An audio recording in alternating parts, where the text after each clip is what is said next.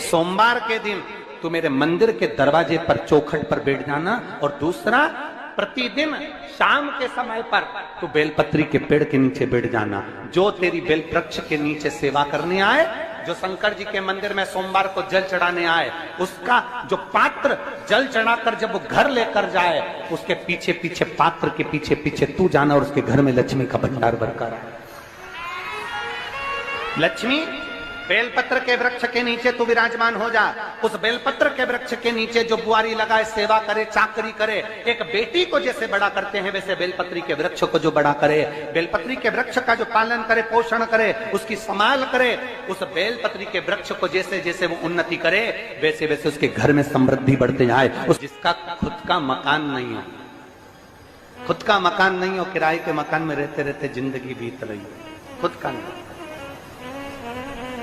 और बहुत दुख का जीवन चल रहा हो, बहुत कष्ट का जीवन, बहुत अपना खुद का कोई मकान नहीं, मान लो प्लाट है पर मकान बन नहीं रहा, या कोई प्रॉपर्टी अपनी नहीं बन रही, तो हम इस व्यासपीठ से कहना चाहेंगे कि एक प्रयोग अवश्य करिएगा, एक प्रयोग अवश्य।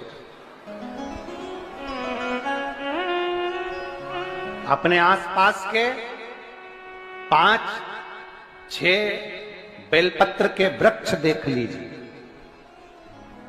अपने आसपास के नजदीक के 5-6 बेलपत्र के बड़े बड़े वृक्ष देख लो या छोटे वृक्ष देख लो। उन 5-6 वृक्ष को धीरे धीरे उनकी सेवा करना प्रारंभ करो, उन वृक्षों को बड़ा करना प्रारंभ करो, उन वृक्ष के नीचे सफाई करना प्रारंभ करो, उन वृक्ष को जल देना प्रारंभ करो, उन वृक्ष को आप खाद देना प्रारंभ करो, उन वृक्ष की सेवा संभाल करना प्रारंभ कर दो, उस वृक्ष के नीचे बुआरी काटना प्रारंभ कर दो, झाड़ू लगाना प्रारंभ कर दो, उस वृक्ष के नीचे सफाई करना प्रारंभ कर दो। उस बेलपत्री के 5-6-7 वृक्ष को आप गोद ले लो। गोद लेना मतलब मैं इसकी सेवा करूंगा, मैं इसमें जल दूंगा, मैं इसके खाद दूंगा, मैं इसकी सेवा करूंगा, कुछ मत करो, बस केवल इस शरीर से उस बेलपत्र के वृक्ष की सेवा करना रोज प्रारंभ कर दो। 6 महीना इंतजार करना और 6 महीना लगातार सेवा करना, 7वां महीना आपका और हमारा, और बताना कि भोलेनाथ ने प्रॉपर्टी दिलाई कि नहीं दिलाई और आगे बढ़ा है।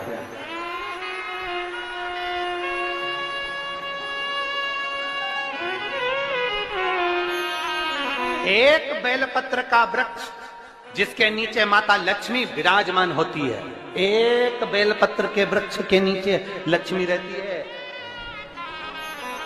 दुनिया के लोग कहते हैं लक्ष्मी जी का दिन कौन सा है, बोलो जम के जल्दी से।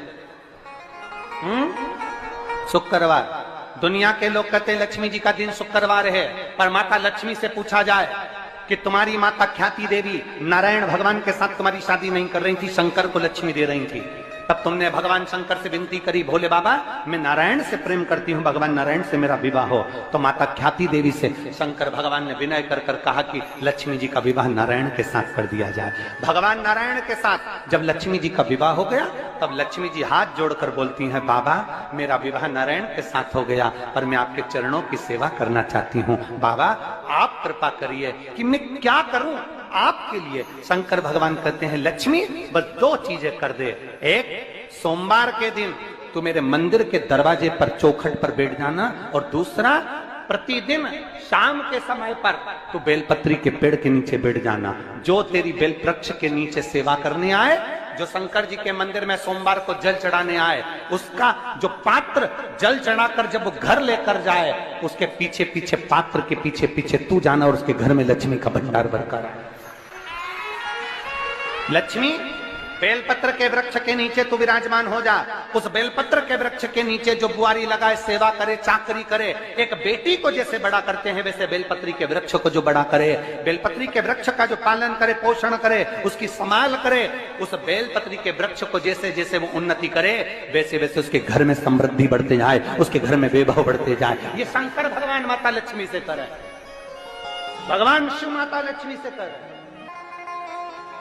तो भस्म, अगर शिव के मंदिर में भस्म मिल जाए, शंकर पर चढ़ी हुई भस्म अगर मिल जाए तो, और अगर भस्म ना मिले ना, तो शंकर के जो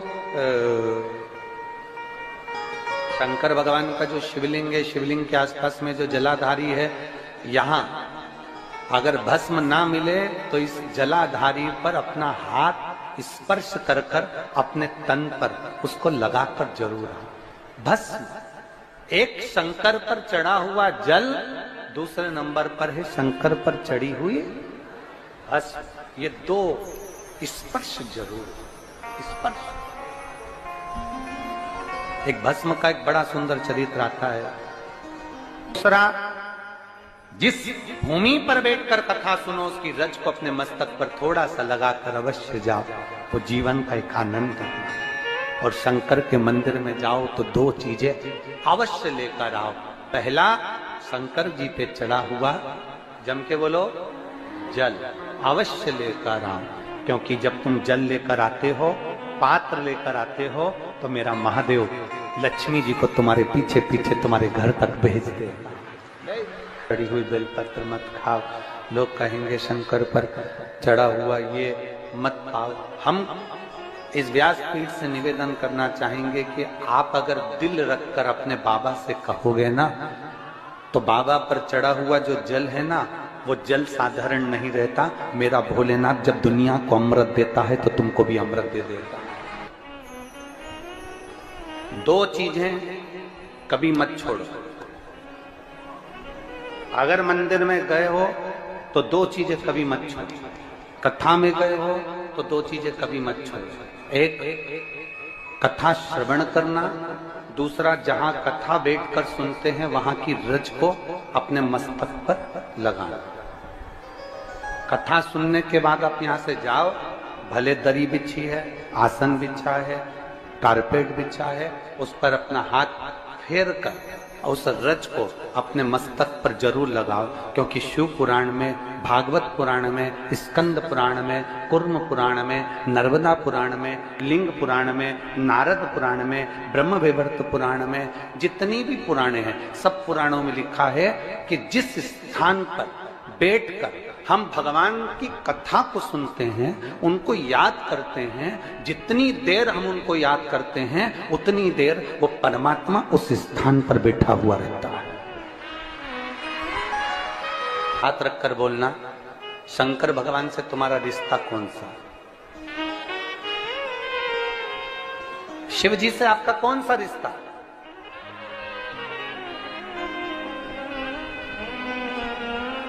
शंकर भगवान को आप क्या मानते हो? हमने आपको एक संबंध बताया था कि सीहोर कुबेरेश्वर धाम आपका मायका है, तो हम आपके भाई हैं, तो शंकर भगवान आपके पिता हैं, आपके बाप हैं, आपका बाबा है, आपका दादा है।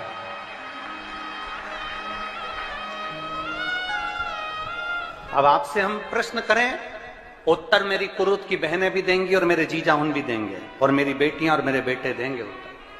आपसे प्रश्न करें, अगर बेटी को दुख होगा तो क्या वो अपने बाप से नहीं कहेगी?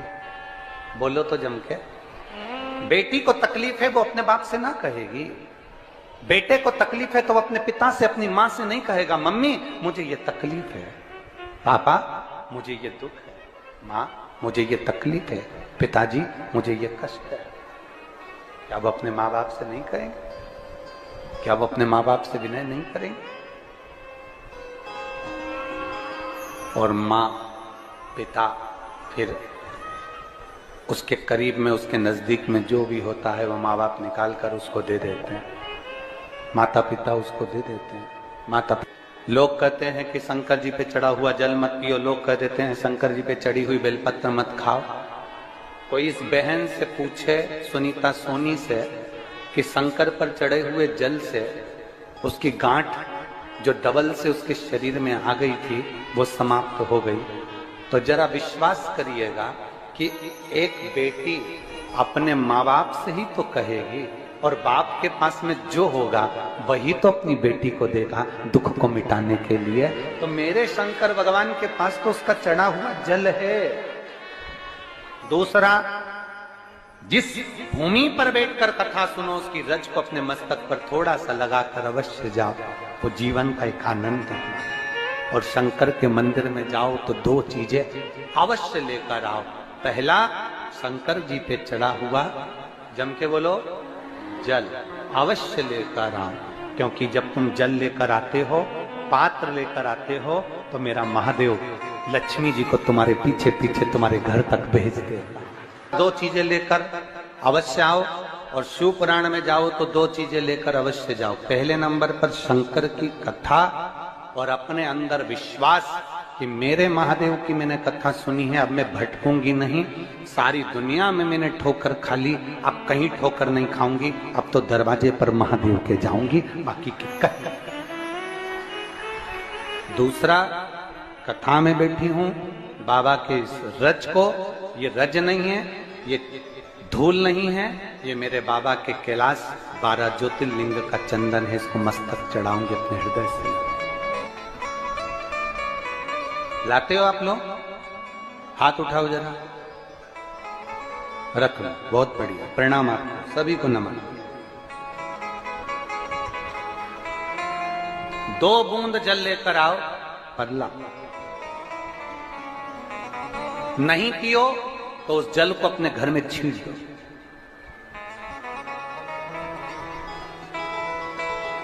नहीं पी सकते, उस जल को छींट दो। सारे घर के लोग नहीं पी रहे, उस जल को मटके में डाल दो, हंडे में डाल दो। 2 बूंद जल हंडे में डाला, सब पी गई। आपको अलग अलग किसी को देने की जरूरत नहीं पड़ती, किसी को नहीं। हंडे में डाल दो, मटके में डाल दो, सब उस पानी को पीना राम।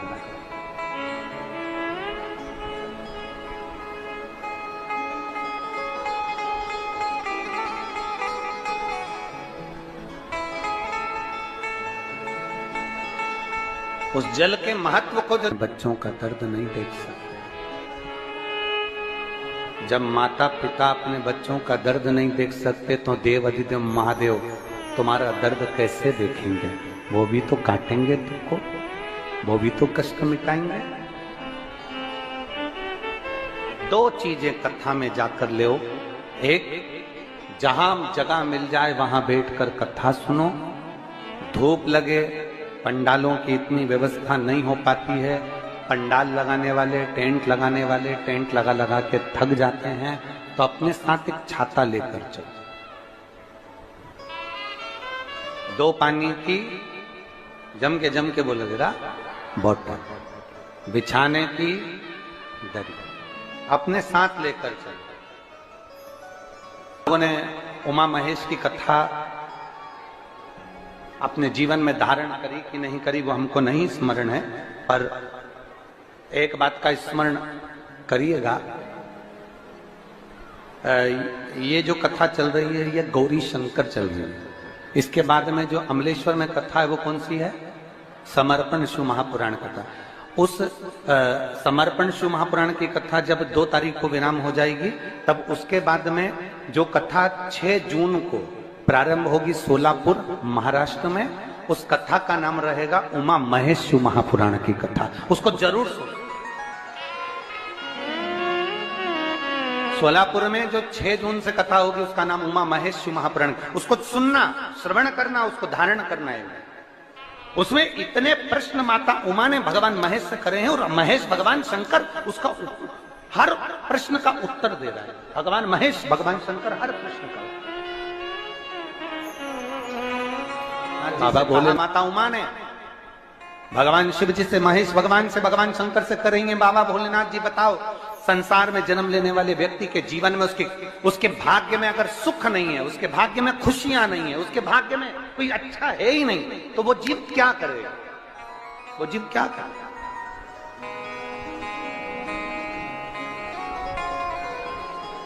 भगवान शंकर कह रहे हैं, पार्वती,